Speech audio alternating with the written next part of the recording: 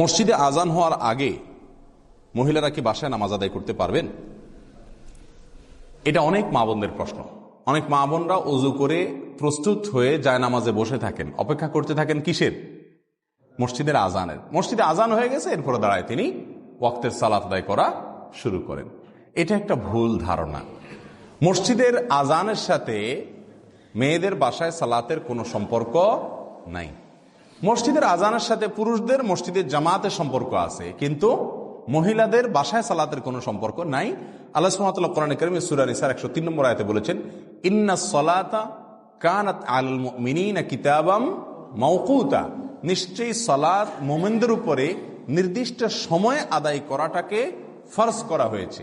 তাহলে দেখতে হবে যে নির্দিষ্ট সময়টা হলো কিনা, যোহরের ওয়াক্ত হলো কিনা, আসরের ওয়াক্ত হলো কিনা।